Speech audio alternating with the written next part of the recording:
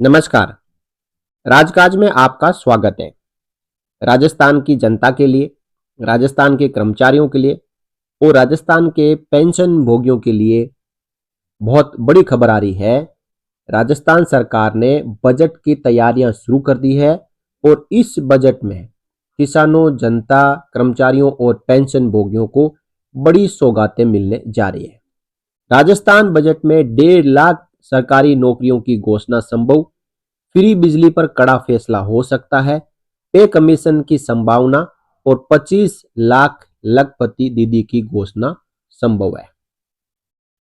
राजस्थान सरकार अगले महीने पेश होने वाले बजट की तैयारियों में जुटी है। ये भजनलाल सरकार के कार्यकाल का तीसरा बजट होगा।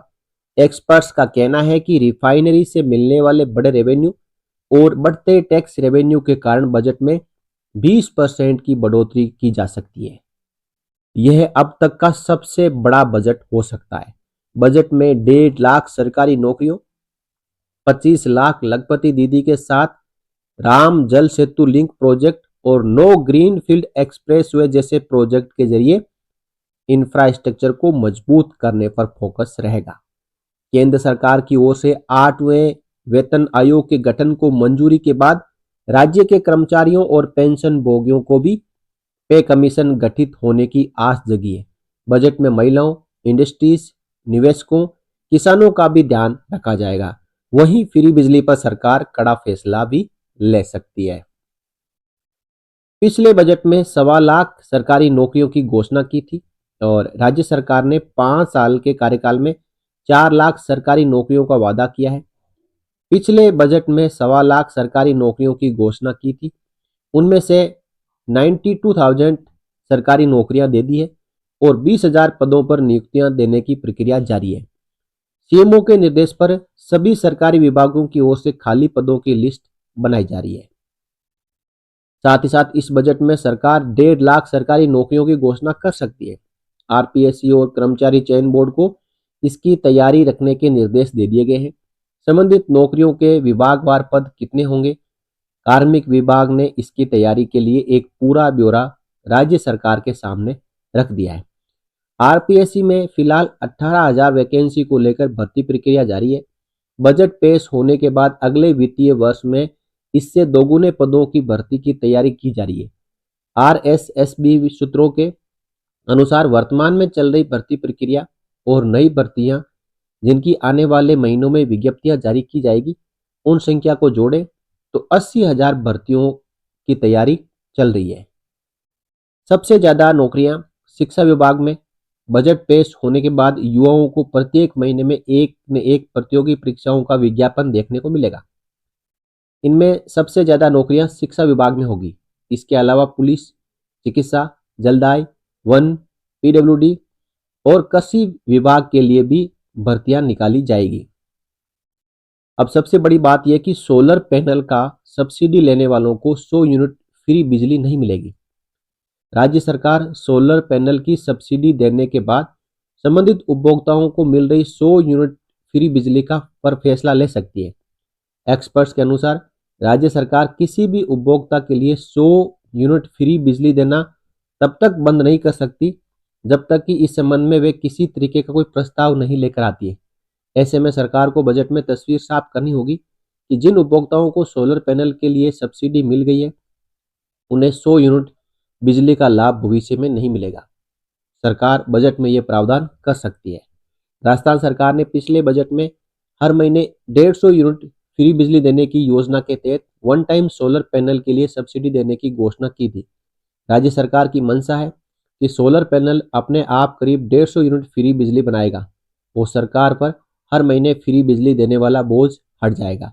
पिछले महीने यानी दिसंबर में राजस्थान सरकार ने सोलर पैनल पर सब्सिडी देना शुरू कर दिया था, लेकिन सरकार खुद ही सोलर पैनल सब्सिडी की योजना और पिछली सरकार की हर महीने 100 यूनिट फ्री बिजली योजना के बीच में फंस गई। सरकार पर दोहरा आर्थिक भार बढ़ गया। सब्सिडी देने के बावजूद सोलर पैनल से पैदा होने वाली बिजली का लाभ न तो सरकार को मिल रहा है, न ही उपभोक्ता को मिल रहा है।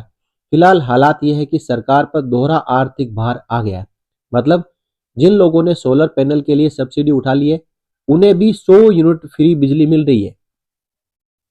केंद्र सरकार की प्रक्रिया पर अब नजर है। हाल ही में केंद्र सरकार ने 8वें वेतन आयोग के गठन को मंजूरी दे दी है।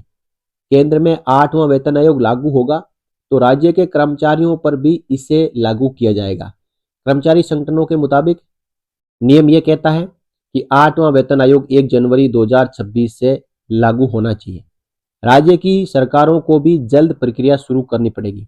राज्य सीधे केंद्रीय वेतन आयोग की सिफारिशें लागू करने के बजाय अपना स्टेट पे कमीशन बनाते हैं, जिससे वेतन, पेंशन, भत्ते खुद की अर्थव्यवस्था के हिसाब से तय किए जा सके।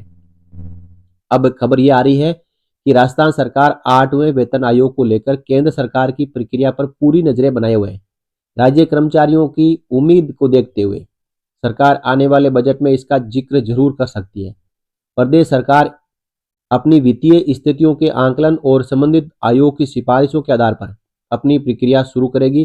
फिलहाल राज्य सरकार ने वेतन आयोग को लेकर अब तक कोई सीधी प्रतिक्रिया नहीं अपनाई है। साथ ही साथ लखपति दीदी बनाने पर 25 लाख की तैयारी है।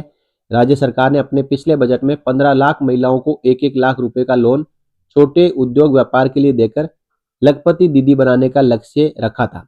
सूत्रों के अनुसार इस बजट में राज्य सरकार इस योजना के तहत लाभ देने वाली महिलाओं की संख्या 25 लाख करना चाह रही है। राज्य सरकार केंद्रीय बजट घोषणा का इंतजार कर रही है, जिससे लखपति दीदी योजना के तहत मिले बजट प्रावधानों के आधार पर लाभ पाने वाली महिलाओं की संख्या तय की जा सके। केंद्र ने अपने पिछले बजट में देश में 3 करोड़ महिलाओं को लखपति दीदी बनाने का प्रावधान किया था। इस योजना के तहत राजस्थान सरकार ने अपने पिछले बजट में 15 लाख का लक्ष्य रखा था। योजना में उन महिलाओं को शामिल किया गया है जो स्वयं सहायता समूह यानी सेल्फ हेल्प ग्रुप से जुड़कर अपना छोटा मोटा व्यवसाय करती है।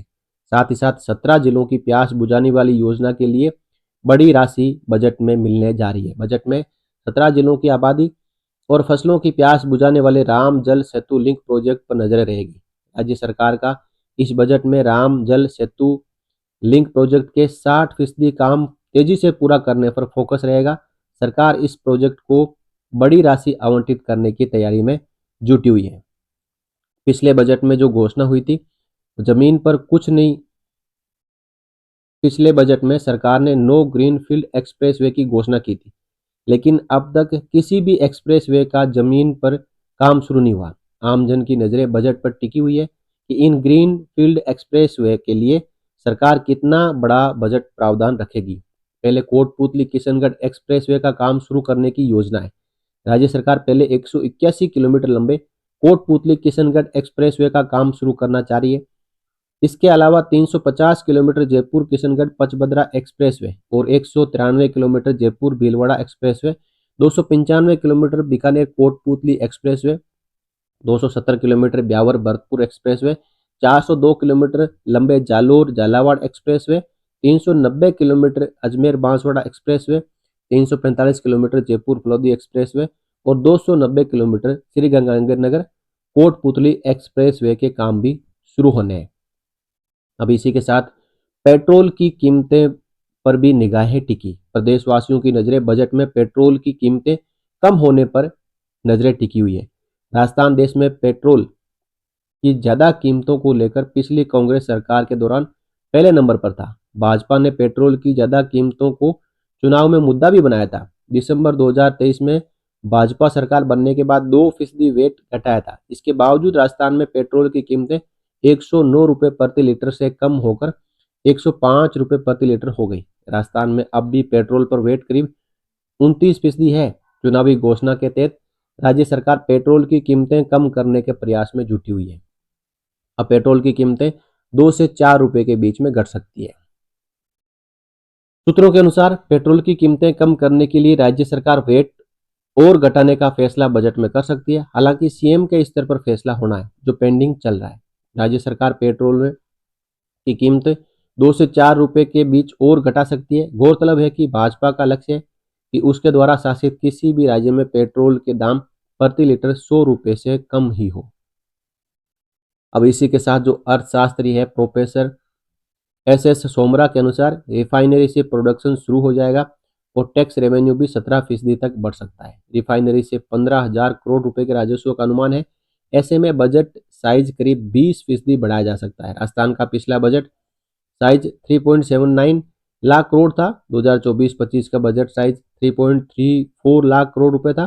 प्रदेश के हर व्यक्ति पर 1 लाख रुपए का कर्ज है।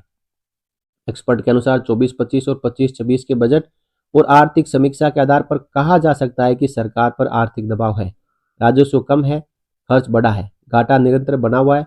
राजस्थान पर कर्ज 7.3 लाख करोड़ हो चुका है। प्रदेश के हर व्यक्ति के सिर 1 लाख रुपए कर्ज है। राजस्थान पर कर्जे का जो भार है वो बढ़ता जा रहा है। राजस्व घाटे और बड़ी योजनाओं पर सब्सिडी जारी रहने के कारण बाजार से उधार लेना पड़ा है। वहीं वेतन, पेंशन और ब्याज भुगतान पर राजस्व का 80% खर्च हो रहा है। इस कारण विकास कार्यों के लिए कम पैसा बचता है। अब कर्मचारियों, पेंशन भोगियों के लिए बड़ी उम्मीद कि 8वें वेतन आयोग की घोषणा बजट के दौरान हो जाए, ताकि जैसे ही केंद्र के कर्मचारियों, पेंशन भोगियों के लिए 8वें वेतन आयोग को फाइनल कर दे, उनकी वेतन पेंशन बढ़ जाए, तो राजस्थान के कर्मचारियों और पेंशन भोगियों और निगम, बोर्ड, पीएसयू, ऑटोनोमस बॉडी, इन कर्मचारियों को भी 8वें वेतन आयोग का लाभ 2027 एंड तक या 2028 के फर्स्ट से मिल जाए और एरियर 1-1 2026 से मिले। तो इस खबर को आप शेयर जरूर करिएगा, क्योंकि वेतन आयोग को लेकर बजट में बड़ा प्रावधान होने जा रहा है। तो इन्हीं अपडेट के साथ इस वीडियो में इतना ही। फिर मिलेंगे, तब तक के लिए नमस्कार।